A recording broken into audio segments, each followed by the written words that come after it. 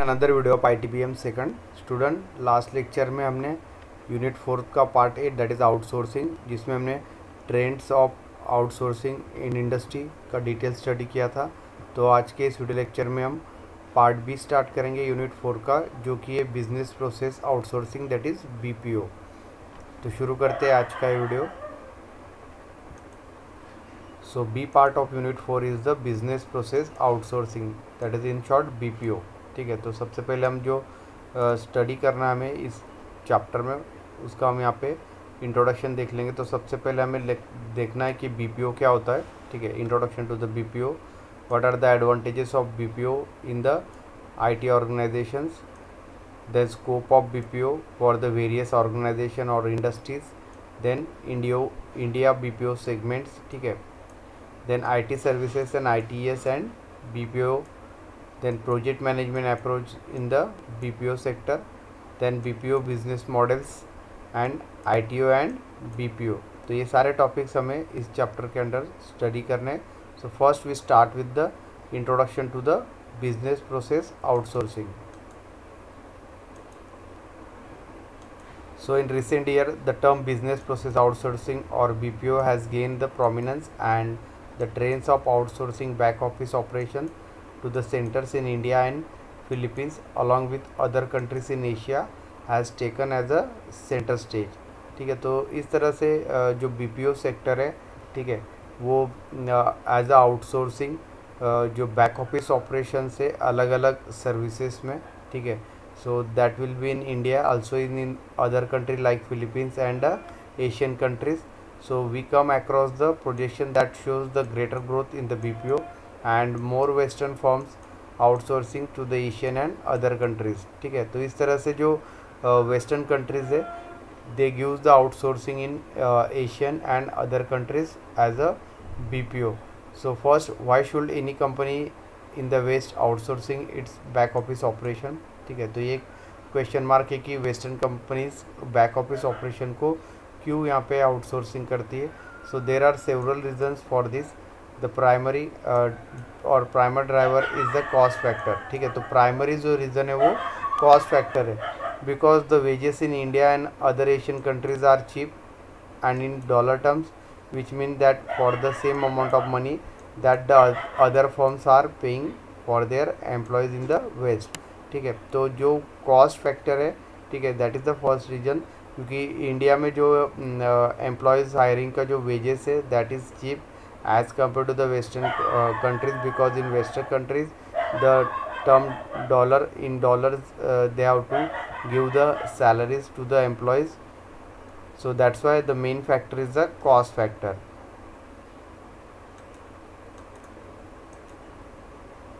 Then next reason is the BPO employees in India and Asian countries like the Philippines are proficient in English and with some training can be taught to talk in American accent or British accent। ठीक है, तो यहाँ पे जो another reason है वो क्योंकि Indian and Asian countries में जो एम्प्लॉयज़ है उनका जो इंग्लिश इफिशियंसी या प्रोफिशिएंसी है, so that is better. So only a training is provided to that person so that it can talk into the American or British accent।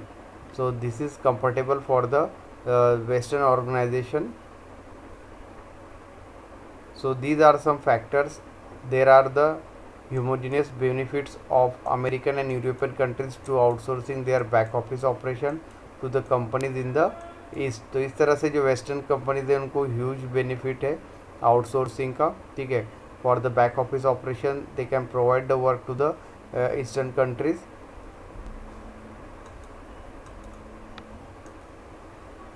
The next topic is the advantages of BPO। So in spite of the challenges in the BPO industry, one of the main reasons behind its success is the availability of large number of talented English speaking individual at very low cost। ठीक है, तो BPO industry में अलग अलग challenges है। ठीक है, but the success behind the BPO industry is the large number of talented English speaking persons at they are available at the lower cost. ठीक है, तो ये एक मेन एडवांटेज है। ठीक है, या सक्सेस फैक्टर है, मीन्स जो लार्ज नंबर ऑफ पीपल्स है, ठीक है, who are proficient in the English speaking, तो those person are available at the lower cost। So that is the success factor of BPO. So this has turned the countries such in India the highly sought after the designation of business process outsourcing. So as a top global outsourcing destination, India owes its success to the well-educated individual, the majority of whom are very young, and it's a unique location and the time zone advantage. ठीक है, तो इसी वजह से India में जो mostly outsourcing projects जो है वो वेस्टर्न कंट्रीज़ के गेन होते हैं. ठीक है, बिकॉज इंडिया में जो यंग पीपल्स है, ठीक है, and some peoples have a good command over the English and they are available at the lower cost. So that is the simply success factor or the some advantages of the this business process outsourcing.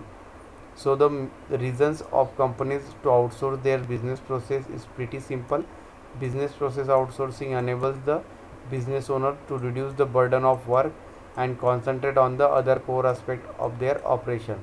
ठीक है, तो जो businesses है western countries के, ठीक है, तो जो बैक ऑफिस वर्क है या अलग अलग वर्क है वो आउटसोर्स कर देते हैं थर्ड पार्टी कंपनीज़ को. ठीक है, तो उसकी वजह से जो बिज़नेस का बर्डन है, ठीक है, या जो वर्क है कोर बिजनेस का, वो वेस्टर्न कंपनीज पे कम होता है. ठीक है, एंड वो कॉन्सेंट्रेट कर सकते हैं अदर बिजनेस एक्टिविटीज़ में. ठीक है, due to this outsourcing.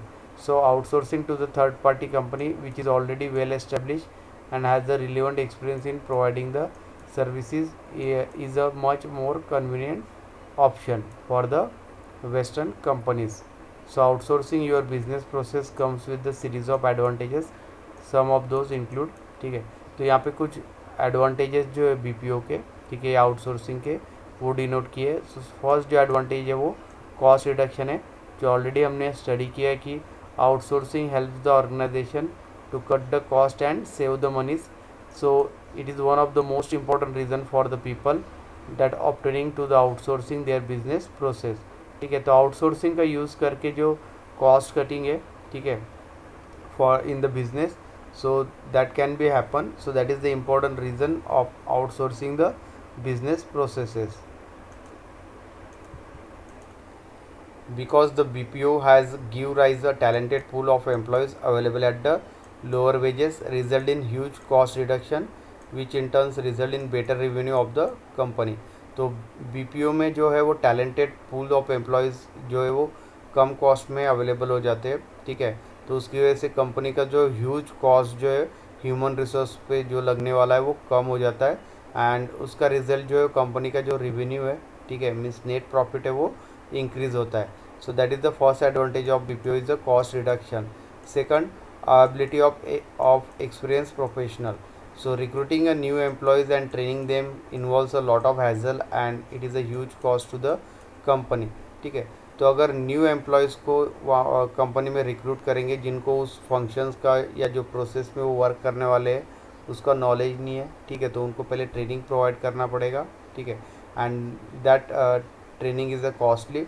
So there is a increase in the costing of the company. ठीक है, so when the tasks are outsourced and already established company with all the resources, the troubles of hiring and training is conveniently avoided. ठीक है, तो इस तरह से जो western companies है वो उनके बैक ऑफिस ऑपरेशंस को या अलग अलग ऑपरेशंस को आउटसोर्स कर देती है. ठीक है, तो जो आउटसोर्स कंपनी है उसमें ऑलरेडी अगर एक्सपीरियंस प्रोफेशनल है, ठीक है, तो वहाँ पे जो हायरिंग एंड ट्रेनिंग का जो कॉस्ट है वो यहाँ पे मिनिमम हो जाएगा या अवॉइड हो जाएगा आउटसोर्सिंग कंपनी का. So that is the second advantage, means availability of experience professional.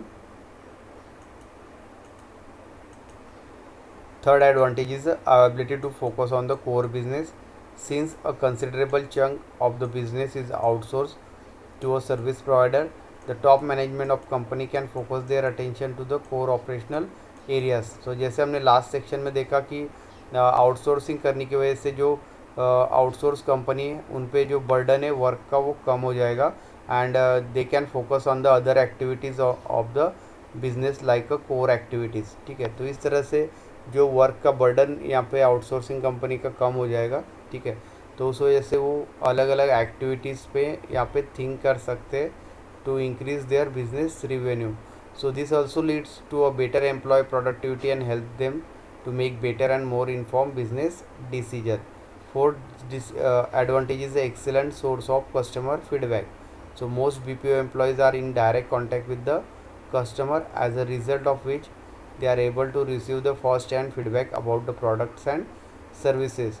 ठीक है, तो जो BPOs है उसमें मोस्टली एम्प्लॉयज़ जो होंगे वो डायरेक्टली कनेक्ट होते हैं कस्टमर के साथ, like a customer care executive. So results of that is they can receive the first hand feedback from the customer about the products and services they can use. ठीक है, तो जो mostly BPO employees है वो directly connected है customers के साथ, तो कस्टमर जो प्रोडक्ट एंड सर्विसेज कंपनी का यूज़ कर रहे हैं तो उसके रिगार्डिंग जो फीडबैक है वो डायरेक्टली यहाँ पे BPO के एम्प्लॉयज़ के पास आ रहा है. So that is a valuable feedback. So in terms help the company to improve upon the service provided. तो इस तरह से जो वैल्यूएबल फीडबैक से कस्टमर का उसका यूज़ करके सर्विसेज में इम्प्रूवमेंट कर सकती है कंपनी यहाँ पे. सो that is the one of the advantage of BPO. Fifth advantage is the access to the latest updated technologies. So buying a licensed version of latest software and other technologies, it is very expensive. ठीक है, तो यहाँ पे जो latest software या technologies है उनको यहाँ पे अकम्प्लिश किया जाएगा, but it is a very expensive. So this proposition is also risky, specially for small और मीडियम साइज बिजनेस. तो small and medium size business के लिए ये रिस्की है कि यहाँ पे जो ह्यूज अमाउंट है वो लेटेस्ट सॉफ्टवेयर एंड टेक्नोलॉजीज़ पे वो इन्वेस्ट करें, because they can not afford this costing. So the budget to buying the latest technologies, so therefore it becomes difficult for company to stay the updated with the latest development. But outsourcing to the companies that is already have the access to the technologies, have the relevant expertise, so therefore they proves to be more advantageous for the global organization. And the sixth benefit is the excellent employment opportunity. In that the BPO industry is one of the highest job provider in the most country. तो BPO industry में जो job providers है, ठीक है, so that is highest in amongst the all the countries. So in fact it is the rank second in terms of number of jobs created in the some of the Asian countries. ठीक है, तो Asian countries में जितने job provide किए जाते हैं private sector में, उसमें BPO इंडस्ट्री वो सेकंड रैंकिंग पे आता है. The remuneration provided to the employees is also one of the best in industry. तो जो रिन्यूमरेशन या सैलरीज है, ठीक है, in BPO sector it is also a good. So which is one of the major reasons for youngster to work in the BPO. ठीक है, तो यही एक मेजर रीज़न है, इसकी वजह से जो यंगस्टर है वो यहाँ पे BPO में ज़्यादा से ज़्यादा वर्क कर रहे हैं. Also the BPO industry has provided the employment a lot of talented youngster and single handle or challenges the GDP of various small countries. So these are the main 6 advantages of BPO. Then we study the scope of BPO. ठीक है, तो BPO का industry में क्या scope है उसका हम यहाँ पे डिटेल स्टडी करेंगे. So outsourcing a BPO service has become a significant part of almost all the business these days. ठीक है, तो आज के डेज में जो ऑलमोस्ट जो कंपनीज है they can be given their back office work to the third party company as a BPO.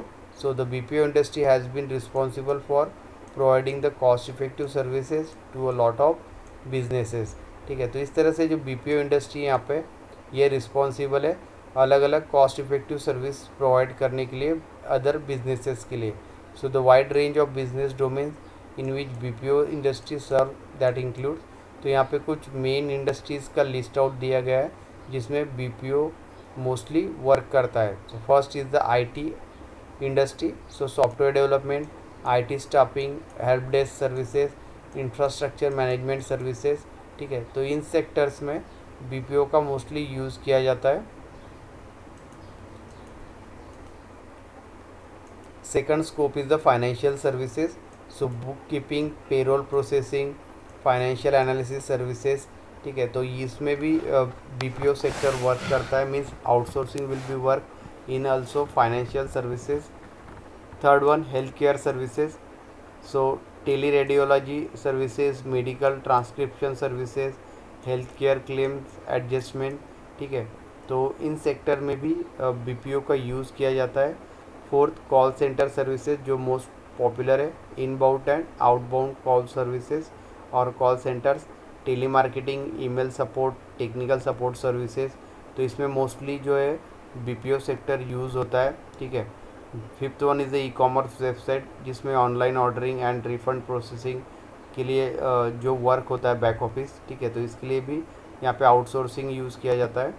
Six travel industry जिसमें booking and cancellations of customers, ठीक है, तो इसके लिए भी बीपीओ सेक्टर वर्क करता है। Seven one is the retail services जिसमें ordering and status checking service है, ठीक है, तो इसमें भी बीपीओ सेक्टर वर्क करता है। एजुकेशनल इंस्टीट्यूट, सो कोर्स इंफॉर्मेशन, फीस प्रोसेसिंग, ठीक है, तो ये सारा वर्क यहाँ पे आउटसोर्सिंग किया जाता है। Ninth is the manufacturing, so component information, ordering, help services, so these services are also given to the outsourcing. 10th is the telecom sector, service information and complaint processing, ठीक है, जिसमें mostly call centre use होते हैं telecom sectors में, ठीक है, for complaint processing, तो ये भी एक बीपीओ सेक्टर है, ठीक है। तो इस तरह से स्कोप ऑफ बीपीओ में ह्यूज नंबर ऑफ सर्विसेज में यूज़ होता है बीपीओ सेक्टर, ठीक है। So this is the topic of scope of business process outsourcing. The next topic of syllabus is the Indian BPO segment, ठीक है, तो India में BPO सेक्टर किस तरह से यूज़ होता है, ठीक है, तो उसका हमें डिटेल स्टडी करना है इसमें। So business process outsourcing in India is organize in many segment, ठीक है, तो यहाँ पे जो BPO सेक्टर है, ठीक है, वो अलग अलग सेगमेंट्स में यहाँ पे डिवाइड किया गया है। So back office processing, customer interaction services are among the fastest and largest growing segment that contribute significantly to the Indian BPO market. तो इंडिया में मोस्टली जो बैक ऑफिस ऑपरेशंस या बैक ऑफिस प्रोसेसिंग है and customer interaction like call centres, ठीक है, तो ये दो सेक्टर जो है वो फास्टेस्ट एंड ग्रोइंग सेगमेंट्स है बीपीओ के। So other notable segments are revenue accounting, content development, aviation, engineering, design, GIS and medical transcription. जो अदर सेगमेंट्स है बीपीओ के, इसमें कंटेंट डेवलपमेंट आता है, अकाउंटिंग है, इंजीनियरिंग सेक्टर है, डिज़ाइन है, मेडिकल ट्रांसक्रिप्शन, तो ये अदर सेगमेंट्स भी इंक्लूडेड है बीपीओ में in India. So first will take the back office operation, revenue accounting, data entry and conversation and HR services. So this segment is by far the largest, accounting for more than 42% of the market share, ठीक है, तो back office, revenue and data entry, HR services, ये total market share का 42% acquire करता है BPO industry का in India. So industries such as bank, aviation require the large scale of data processing and database decision making capabilities. तो banking and aviation sector में जो largest data है उसे process करने के लिए, ठीक है, तो बीपीओ का यूज़ किया जाता है। So Indian companies provide the data entry, that is paper to digital and rule set processing, and are the fastest graduating to problem solving and decision making. Second sector is the content development, animation, engineering and design. So the content development segment ranks the second occupant, that is 26 of the pie, ठीक है, तो यहाँ पे जो total sector है उसमें 26% जो यहाँ पे content development, animation and engineering and design sector में बीपीओ का आता है, ठीक है। So in US and also in other companies while computer animators are in the